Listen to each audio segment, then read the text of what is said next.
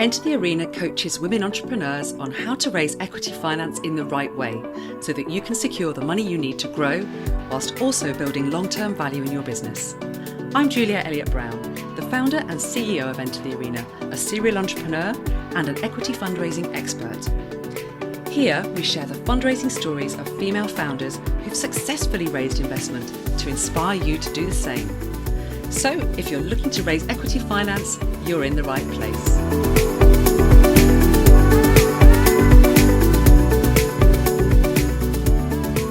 Today, I'm speaking with Sara Henley, the founder and COO of NextUp Comedy, a subscription video-on-demand company for live comedy.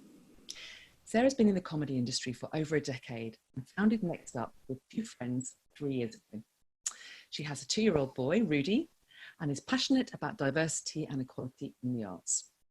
Sara's ultimate vision is to build NextUp into the worldwide home of live comedy. Now, in 2019, Sara raised £760,000 in investment finance to grow the business from a blend of angel investors, VC, venture capital funding, and crowdfunding. We're going to find out all about how she did it today. Welcome to the show, Sara. Thank you for having me. It's great to have you here. So, right, tell us all about NextUp Comedy. How did the whole idea come about and how does it work?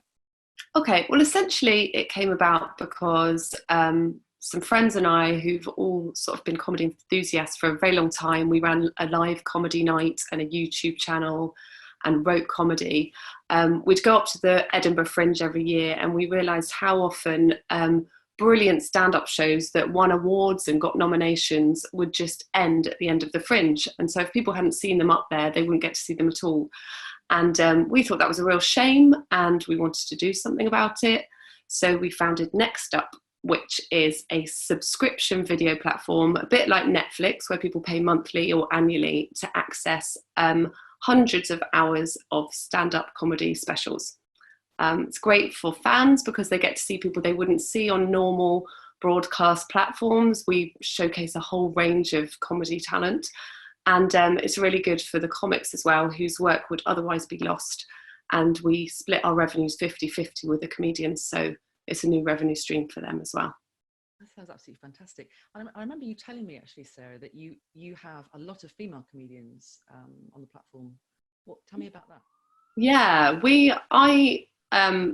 the comedy industry is notoriously male and white at the moment. Unfortunately, you look at any panel show and there's three men and a lady, and we're really passionate at NextUp about changing that landscape and doing what we can to move the needle a bit towards equality.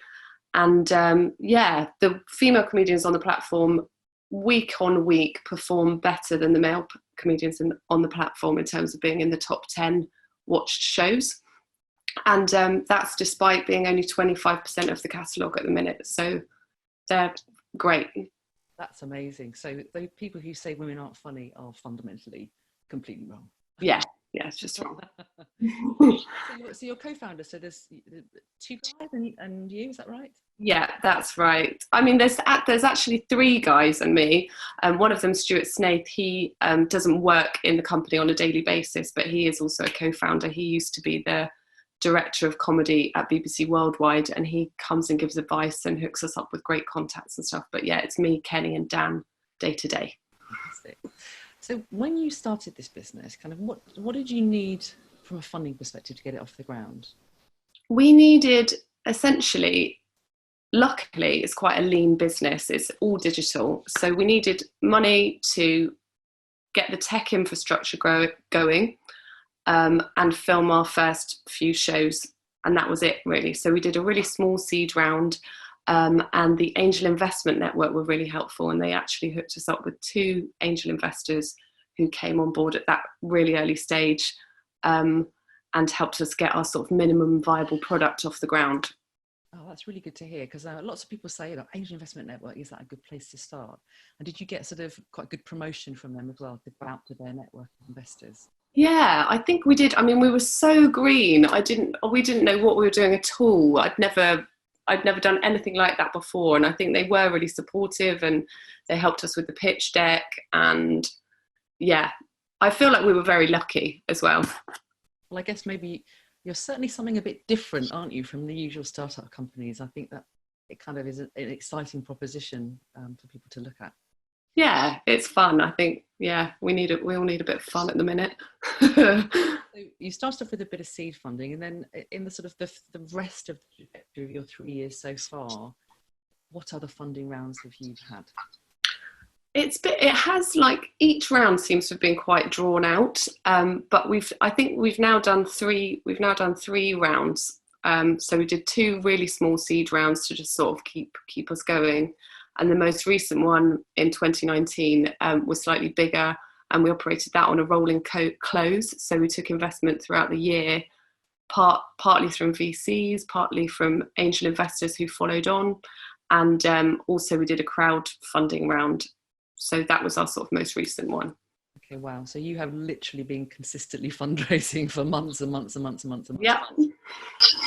Okay, so tell me about why you chose to do it as a rolling close, so you're collecting it over a long period of time, because I think that's an interesting one for other people to hear about, as opposed to doing it in a kind of a short, sharp, but bigger round. Yeah, it's a good question, and I'm not sure it was something we went into planning. It sort of happened that way, where certain investors were, like, for example, our VC firm has a fund and that has different dates for closing. So they need to raise their fund before they can invest in us. So that's very date specific for them. And then also, again, it's some of the angels who are following on. It's very dependent which tax year that's hitting, and it's SCIS and EIS qualified. So I think everyone's quite careful with when in the year they put their money in. So I guess that was the main reason. It was more to do with when the investors could invest, as opposed to us going, well, we'd love to take it over to stretch it out for that long. But it did work for us, because it meant, you know, we'd have small chunks of money and we could budget that really well and plan. So we made it work, but yeah, it just happened that way, really. That's quite interesting. And then in terms of managing the legals on that, how did you do that? Because that sounds complicated. Yeah, Dan, luckily I'm quite removed from the legal side of things. I don't have to do that. Dan, our CEO, does most of it, but I am bear witness to his grumbling. And I think it was quite a long drawn out process. We've got great lawyers and really good support, and we're very optimistic people, and we just knuckle down and do it. But yeah, I don't think it was fun. Yeah. But when you do that rolling close, so you're rolling over a long period of time, it's the same valuation for everybody, isn't it? Yeah, that's right. So the other way of doing it would be to do one round maybe earlier in the year at a certain valuation, and then raise later at a higher valuation. Exactly. Okay, interesting. So a real blend of different types of investors. Yeah. So, question for you: how did you find all of those investors? That's the first thing. Yeah, good question. A real variety. So yeah, our initial investors came from the Angel Investment Network. We've also got some other angels who have come on via small sort of pitch events that we've done. Yeah, we tend to go to any pitch event we possibly can. So how do you find those? Not how do you discuss them, but how do you find the experience of pitch events?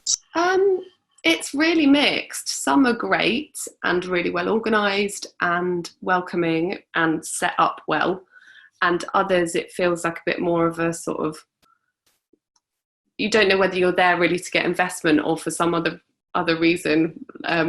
It feels a bit more like a networking event, and most of the people that come up to you afterwards are trying to sell you something. So yeah, it's really mixed. It's very male. I'm always a bit of a novelty. That can work in your favour sometimes, right? I think it does. I do think it does. And yeah, and the nature of our business is always a bit novel as well. So I think we do stand out at those events, which is nice.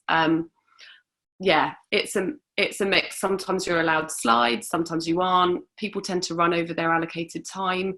I think a good thing to do is really stick to your allocated time, because I think the audience always really respect it and don't want all that waffle. But yeah, sometimes it's great and sometimes you just want to go home. So Angel Investment Network, pitch events. How else did you meet? Yeah. So in terms of the VCs, we've got one VC on board and they are great. They're actually a little bit different from your average VC. They're really creative and they come from sort of very marketing, producty background. And we met them by going to, Dan just rocked up at the wrong event, basically. He was meant to, he turned up at an event where they were raising for their pot. So they were raising their fund. And it was an accident. And they went around the table and everyone was like, well, I'm a wealthy man and I've got this much money and I can invest this and this is what I like to invest in. And he just pitched NextUp and they came on board. So that was great. And it was just a very happy accident. A bit of luck, well, networking and a bit of luck, I guess. And who's the VC that you have on board? They're called Velocity. They're really, really great. So a VC that fits with your kind of the creative angle of what you're doing. Yeah, exactly. The other products they invest in are really creative and fun, and I think that's what they aim for their portfolio to look like. So yeah, they get it.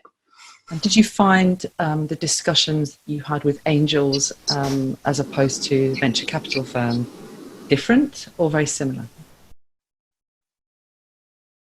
I think it's really varied actually, because it depends where people are coming from. One of our investors actually, who we found on LinkedIn, who's brilliant, who'd written loads, Bruce Tuchman, he's the former head of MGM Networks and AMC. And we couldn't wish for a better, more brilliant fit for an investor and advisor. And he, for example, asked us a lot of questions about our comedy industry knowledge and entertainment, and that was where the discussion was, and the future of subscription video. Some angels are more business focused and they want to know about the team and how long we've been working together and whether we can actually do anything. And then I think the VC firm, what was nice was it was very much about how they could support us and what we needed from them and gaps they saw on our team, because obviously we're all passionate comedy fans, but none of us have done this before. So yeah, it's been a real mix, but I wouldn't say that there was a sort of specific thing the VC did that no one else did. And interesting that you've got an investor on LinkedIn, and was that a cold outreach that you did? Sort of. He'd written lots of articles about the future of subscription video and how it was going to delineate in the same way that it did in the 1980s, when like big channels like the BBC and CBS were flanked by sort of the History Channel and specialist channels like MTV.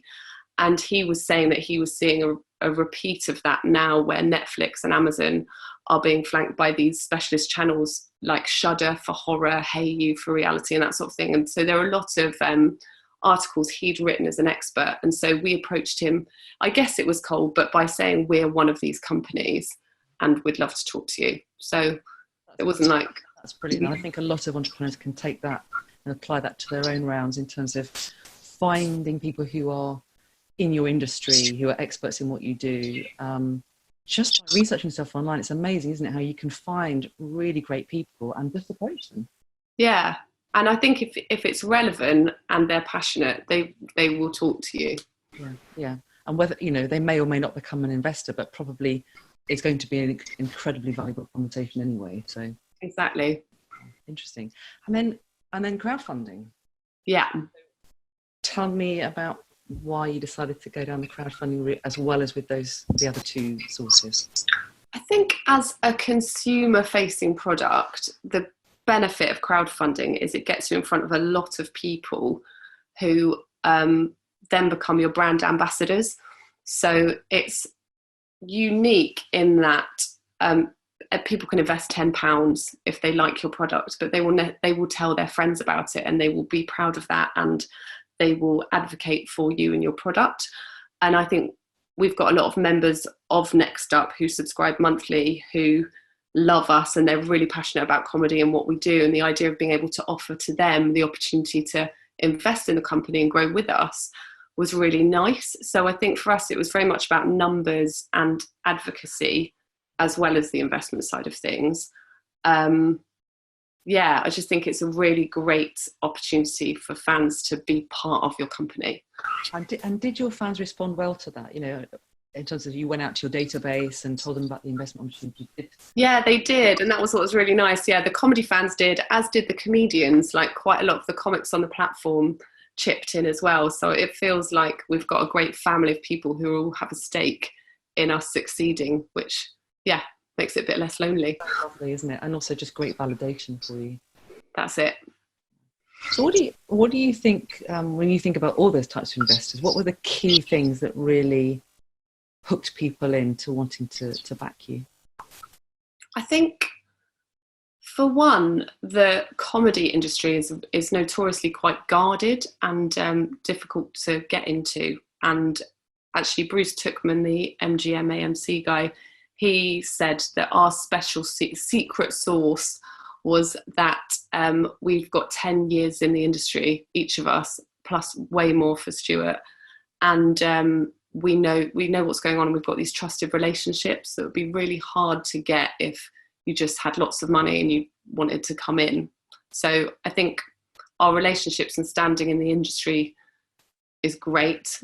I think the fact we've all worked together as a team before really helped, especially in the early stages, because it showed that we could deliver something.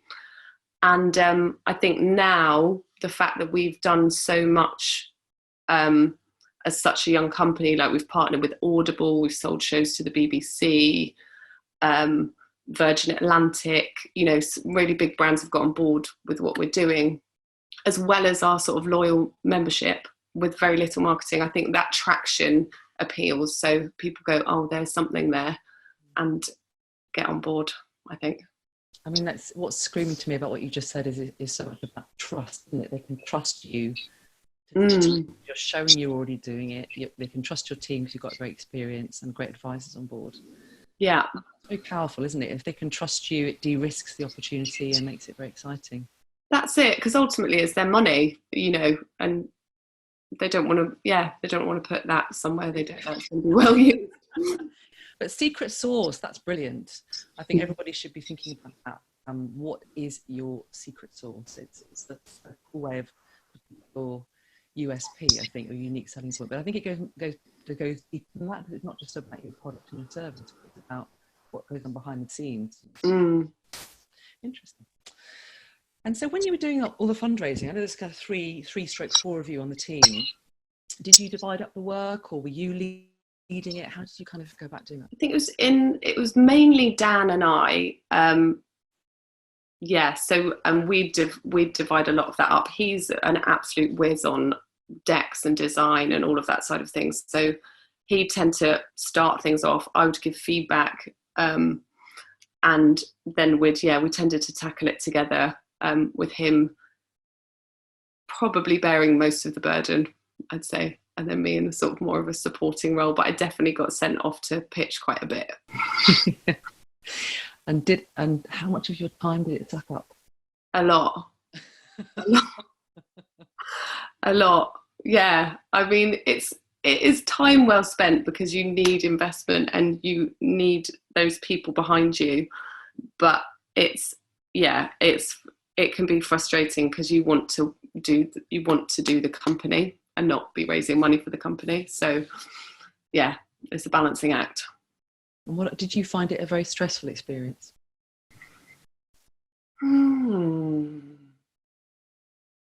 No, I find like individual moments, like pitches in big rooms with lots of people in them and public speaking and that sort of thing, a challenge. And so there's sort of pinch points and stress points. But I think maybe by virtue of us having a really nice founding team, as opposed to me being by myself, I think we definitely had we're all in it together kind of attitude, and celebrating the wins and giving each other feedback. I think the team really sort of rallied us through. So yeah, I think, and one of our company values is a sense of light-hearted perspective. And we know we're running a comedy company, and there are far worse things going on in the world. So I think we all come in with a sort of sense of the fact that we know we're doing something really good and it's important to us, but nobody's dying. Yes, I mean, everyone has their bad days when they're fundraising, but if you can kind of get some perspective and have a bit of a laugh about it, then exactly. Interesting. Yeah. So keeping on smiling throughout the whole thing. Yeah. Anything you do differently, do you think, Sarah, if you could go back and do it all again? I was chatting to Dan about this morning. Something that would definitely have helped would have been to get it's work up front, actually, before you just suddenly open around. So you open around and then suddenly everyone's asking you for things, and they ask for them in slightly different formats and slightly different ways in terms of like decks, presentations, financial information, all the due diligence stuff. And I think what we'd have done is put together a data room electronically with everything that they could possibly ask for up front, so that when those calls come in, you can just go, here's the link, and it's quick and the work's already there. I think we found ourselves doing quite a bit of it retrospectively and being like, oh shit, we've got to do this one, we've got to do that one. And it would have been much more helpful if we just had it in a library. Yes, I agree. I suppose if you've not done it before, you don't necessarily know what they're going to ask you. But exactly. That information in advance is super helpful. Okay, that's really helpful. And then, I mean, obviously there's lots of great female founders listening to this podcast and trying to figure out their own strategy and how they're going to attack it. Any particular advice you'd give to others who are thinking about going out and raising investment?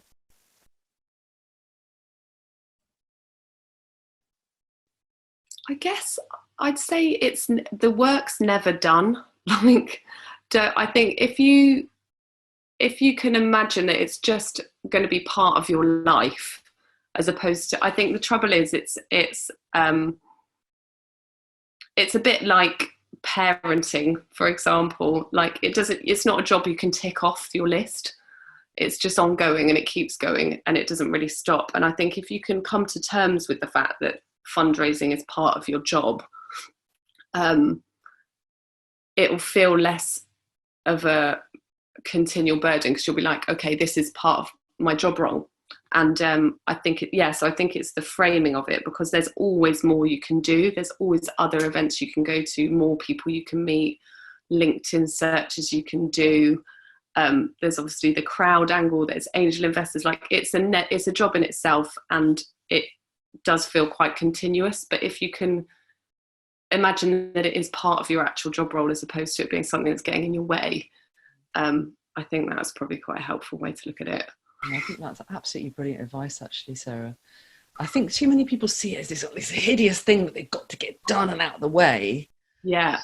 And don't think about it in the way that you've just framed it. But actually, I think, getting the skills that you need to be able to just do it as part of your job.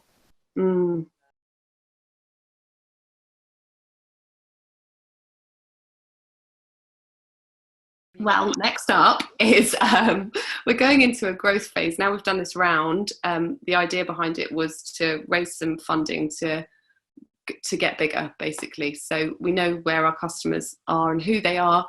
And so we're aiming to bring on board a load more subscribers and also a lot more content. So we're ramping up production and filming, which is really fun. We're looking at doing some original formats and different types of comedy for the platform, which is also really fun and creative. And yeah, we're going hard at growth for about a year, I think, before potentially looking at a Series A round. Yeah, well, I love what you're doing. I mean, God, there's nothing better than bringing laughter in people's lives, right? Especially in today's era, with a lot of terrible news coming left, right, and centre. To actually be able to sit down and watch some live comedy, how amazing! And to take that to people, into their living rooms, not just having to go and watch it live. I think that's amazing. Thank you. Yeah. Well, I wish you all the best. Thanks, Julia. It was posted, and I'm sure you'll have no problem with raising your next big round when it comes to it. And everybody out there, go and check it out. NextUp Comedy. Yeah. Where can we get it? How do we get it? How do we get this stuff? So it's nextupcomedy.com. There's an app on Android, iOS, smart TVs, that sort of thing. So anywhere you'd look for Netflix, you could probably find us. Yeah, brilliant. Well, thank you, Sarah. Thank you. Thank you. Bye. Thanks for following Fundraising Stories with Women Entrepreneurs. This content is all provided to you for free, so if you've enjoyed today's episode, please make sure you subscribe to the full podcast so that you never miss another one. If you'd like professional support making sure your fundraising campaign is successful, here's what I want you to do. Head to enterthearena.co.uk/apply and book your fundraising discovery session. We'll get on the phone and get you crystal clear on 3 things. 1, how investors will perceive your business and your plan to make sure your offer and pitch is as strong as it possibly can be. 2, your ideal fundraising strategy and the investors that you should be speaking with. And 3, your step-by-step action plan for making sure your fundraising campaign is a success. Remember, raising equity finance successfully doesn't happen by itself. You need expert guidance to make sure it happens. We've helped hundreds of women entrepreneurs on their journey to successful equity fundraising. Women who've raised 6-figure sums in investment to scale their amazing businesses and make a real difference in the world. To see if we can help you do the same, head over to www.enterthearena.co.uk/apply. I'm Julia Elliott Brown, and I look forward to talking with you soon.